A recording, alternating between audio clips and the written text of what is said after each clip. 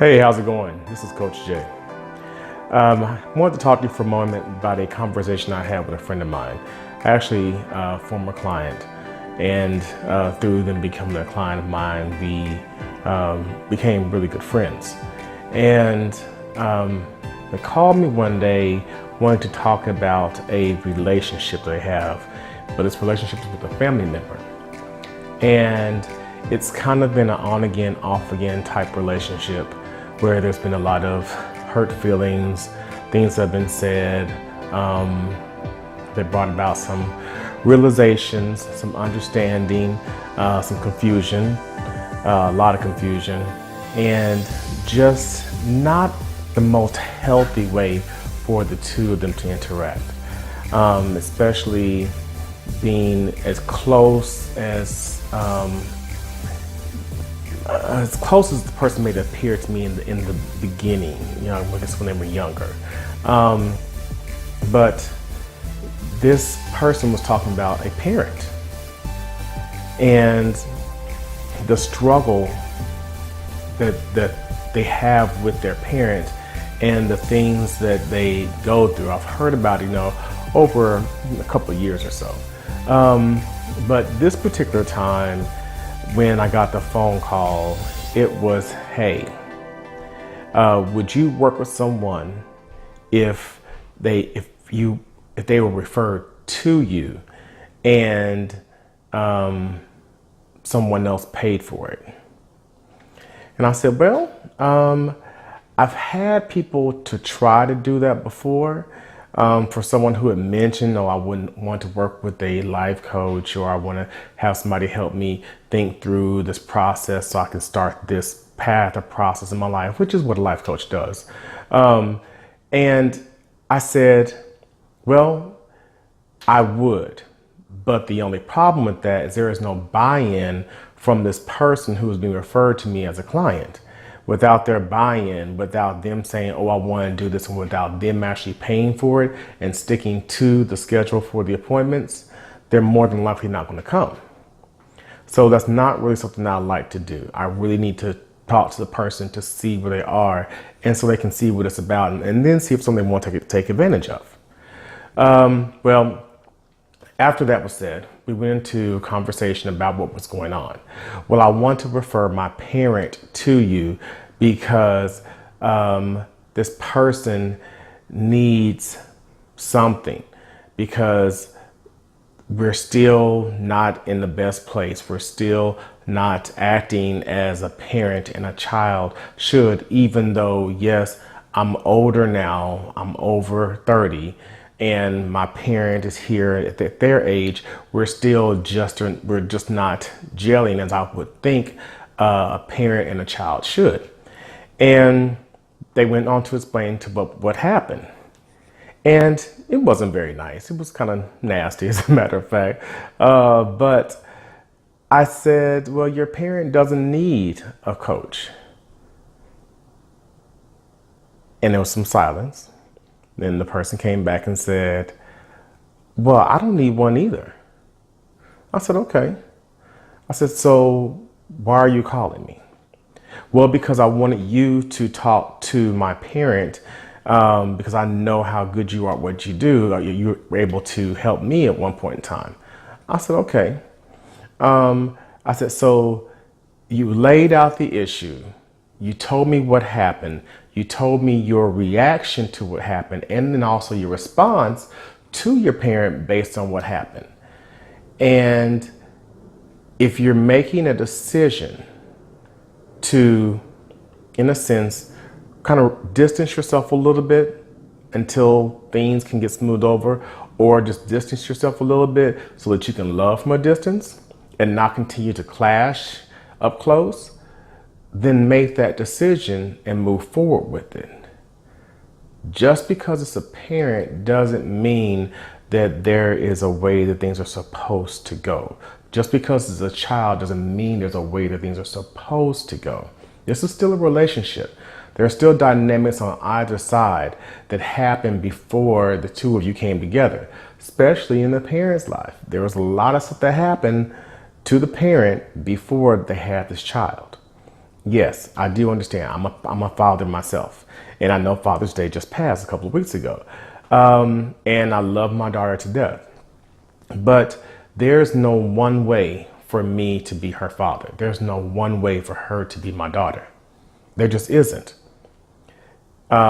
You hope that love wins out and takes over in touchy situations to where you'll want to be apologetic if something happens, if feelings get hurt, and then also mean it, and then take action to correct it so it doesn't happen again.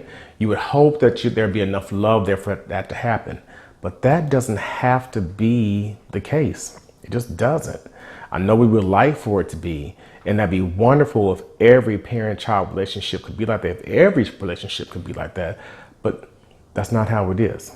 We all take things differently. So in the end, what ended up happening for about 15 minutes, my former client / friend ended up getting a coaching session on what to do about their feelings, about their decisions, and about the way they were deciding to continue with this relationship. Because see, you're the only person who can control you. You're the only one who can make decisions for you. You are the only one in your life that is truly your cheerleader, or the person that holds you back, or the person that moves you forward, or the person that keeps you down, the person that condemns you, the person that uplifts you. You are really that one person in your life that can do that to yourself at any given point in time. So take responsibility for that. Know that, because there's a lot of power in that.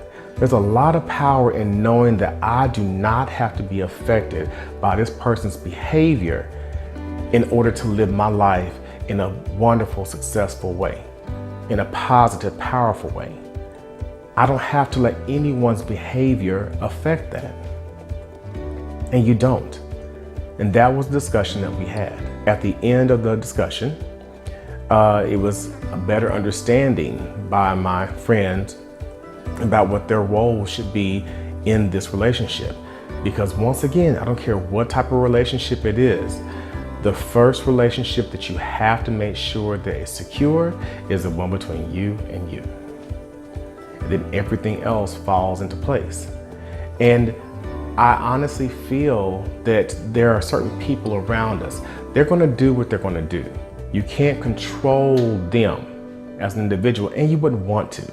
You won't want to force somebody to act a certain way around you. There are people out there who do that all day, every day, but inside they're torn up. Their health may not be the best. They may not have the best personality. Their self-esteem is actually pretty low. When you have to force people around you to act a certain way, that's a lot of work, a lot of work.